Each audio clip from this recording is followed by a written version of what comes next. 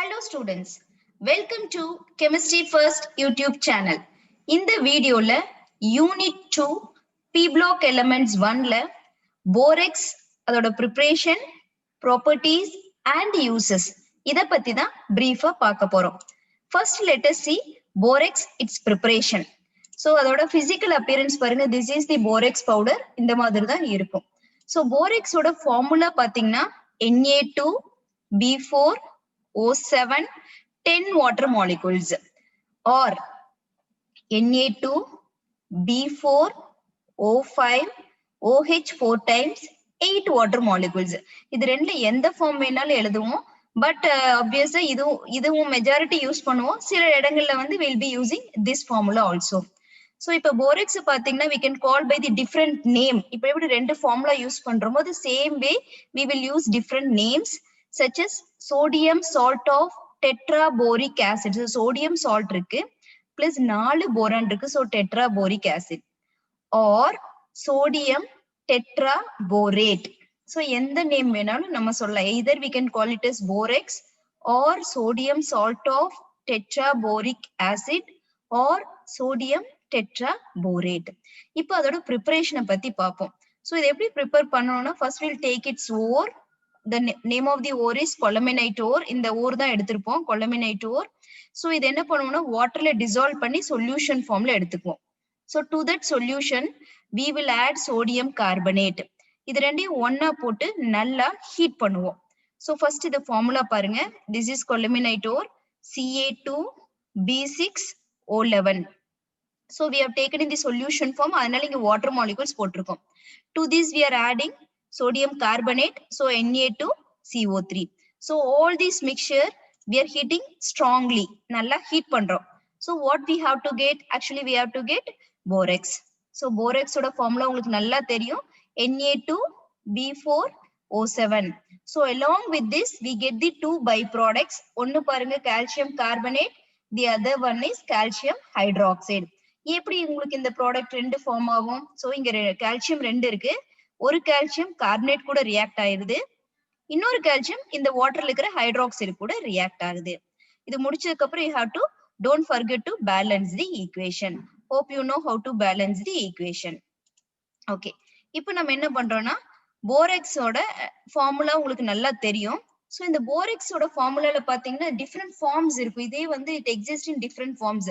இங்க பாருங்க, இந்த B4O5 OH4 இது எப்படி இருக்கும்னு பாத்தீங்கன்னா இந்த யூனிட்ஸ் அந்த போராக்ஸோட பவுடர் இதுல it will be existing in the form of tetranuclear units. இங்க 4 இருக்கு இல்லையா, so it will be existing in this form. இப்படி இருக்கும்போது அதோட ஃபார்ம் நீங்க என்ன நேம்ல சொல்லுவீங்கன்னா பிரிஸ்மாட்டிக் அப்படின்னு சொல்லுவீங்க. சோ இந்த மாதிரியான யூனிட் அந்த டெட்ராநியூக்ளியர் யூனிட் உங்களோட போராக்ஸ்ல இருக்கிறதுனால we call this form as your prismatic form. இது மாத்திரம் அல்ல, இது அல்லாம borax exist in different forms. அது என்னென்ன ஃபார்ம்ஸ்னு ஃபர்ஸ்ட் பார்ப்போம். சோ டெட்ராநியூக்ளியர் யூனிட்டா இருந்தா அது பிரிஸ்மாட்டிக் ஃபார்ம்ல இருக்கும். அல்லாம we have two other forms. அது ஃபர்ஸ்ட் ஒன் பாத்தீங்கன்னா ஆக்டாஹெட்ரல் போராக்ஸ் அல்லது ஸ்வெல்லர் அப்படின்னு நம்ம சொல்லுவோம். சோ ஆக்டாஹெட்ரல் போராக்ஸ் பாத்தீங்கன்னா உங்களோட போராக்ஸ்ல 10 வாட்டர் மாலிகுல்ஸ் இருக்கும், whereas in the octahedral borax you will be having only 5 water molecules. Next form பாருங்க, borax glass. இது பாத்தீங்கன்னா you will be having Na2B4O7. இதுல water molecules எதுவுமே இருக்காது. So easily you can remember. So this borax exists in 3 different forms. If it is a tetranuclear unit, it is a prismatic form. And if it is octahedral borax, you will be having 5 water molecules. And if it's borax glass, you won't have any water molecules. It just have Na2B4O7. Okay. So இப்போ வந்து அதோட properties பத்தி நம்ம பார்ப்போம். Borax பாத்தீங்கன்னா basically it is basic in nature. அதோட nature பாத்தீங்கன்னா it is not acidic, it is basic in nature. இப்போ கெமிக்கல் ப்ராப்பர்ட்டிஸ் பார்ப்போம். போராக்ஸோட சொல்யூஷன் வந்து ஹாட் வாட்டர்ல அல்கலைனா இருக்கும். அல்கலைனா இருக்கிறதுனால it dissociates into boric acid and sodium hydroxide. ஏன் அத இந்த சோடியம் ஹைட்ராக்சைடு இருக்கிறதுனாலதான் இந்த போராக்ஸோட சொல்யூஷன் ஹாட் வாட்டர்ல எப்படி இருக்குன்னா அல்கலைன் நேச்சர்ல இருக்கு. So in hot water your borax solution dissociates to boric acid and sodium hydroxide. இது ஞாபகம் வச்சுக்கோங்க. சோ அதோட ஈக்குவேஷனை பார்ப்போம். சோ போரக்ஸ் எடுத்துட்டோம். It's formula is Na2B4O7. since it is hot water you have added water molecules. இது ரெண்டும் வந்து இப்ப ரியாக்ட் ஆகுது. இப்ப ரியாக்ட் ஆகும்போது உங்களுக்கு என்ன டிசோசியேட் ஆகும்னு சொல்லிருக்கேன். it dissociates to boric acid and sodium hydroxide. so boric acid formula you know very well, it's H3BO3. அப்புறம் சோடியம் ஹைட்ராக்சைடு வந்து NaOH. அப்ப இதுல இருந்து உங்களுக்கு சோடியம் ஹைட்ராக்சைடு வருது. அப்ப இந்த என்ன நேச்சர்ல தான் இருக்கும்? அல்கலைன் நேச்சர்ல தான் இருக்கும். so easily you can remember borax solution in hot water அப்படின்னு சொன்னாலே in the product you can write easily base along with one acid, that is boric acid. okay, so hope you have understood this equation and you have to balance the equation. next பாருங்க, next property வந்து heat பண்ணனும். so இப்போ நம்ம borax எடுத்து நல்லா heat பண்ண போறோம். so you know the formula of borax is Na2B4O7 10 water molecules. இப்போ இத நம்ம ஹீட் பண்றோம். ஹீட் பண்ணோம்னா நார்மலா என்ன ஆகும்? இருக்கிற வாட்டர் மாலிகூல்ஸ் வந்து இவாபரேட் ஆயிரும். சோ ஹீட் பண்ணும்போது it gets water molecules -10 water molecules occurs. அப்படின்னா இந்த எல்லா வாட்டர் மாலிகூல்ஸும் இவாபரேட் ஆகி போய் ரிமைனிங் நமக்கு என்ன இருக்கும்?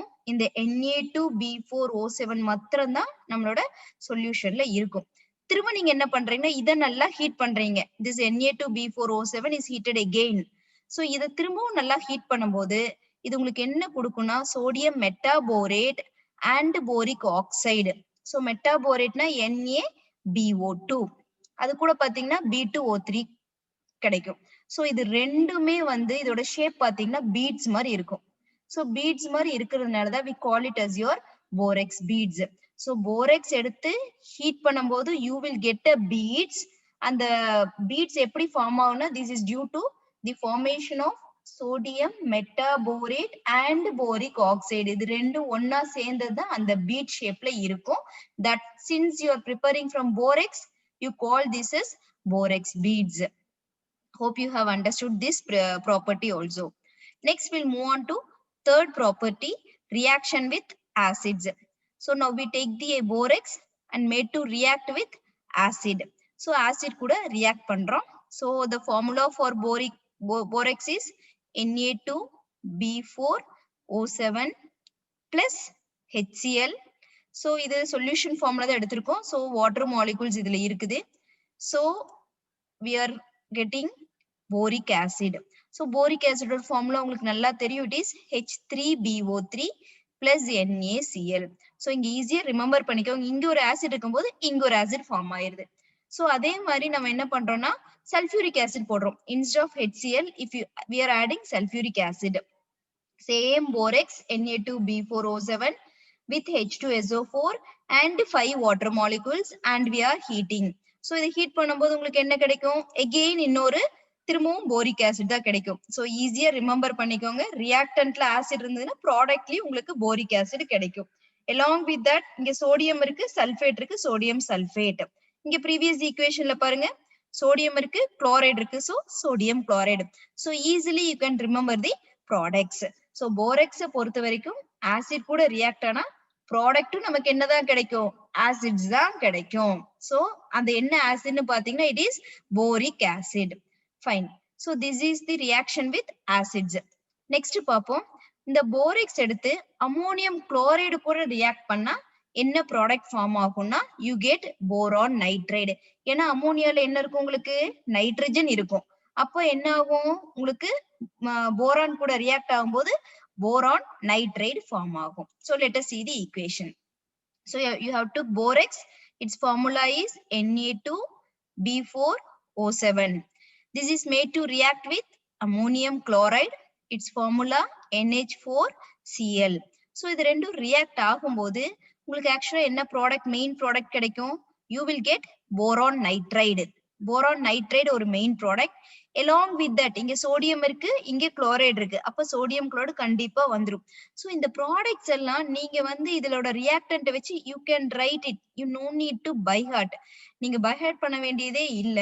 just if you see the reactant and if you remember the products you can write it easily. அதுக்கப்புறம் finally you can balance the equation. so next boron nitride கூட பாருங்க இங்க வந்து B இருக்கு, இங்க ஆக்சிஜன் இருக்கு. அப்ப கண்டிப்பா போரிக் ஆக்சைடு ஃபார்ம் ஆகும். So B2O3. H-ம் O-ம் இருந்தாலே definitely you will get water molecules. So இங்க பாருங்க, இங்க 4 ப்ராடக்ட். இதுல மெயின் ப்ராடக்ட் வந்து நீங்க ஈஸியா எழுதிடுவீங்க. It is boron nitrate Bn. அப்ப சோடியமும் குளோரைடு இருக்கறனால easily you can write sodium chloride. Remaining will be water molecules and boric oxide. So this is the property when it is made to react with ammonium chloride. இப்ப next பாப்போம்.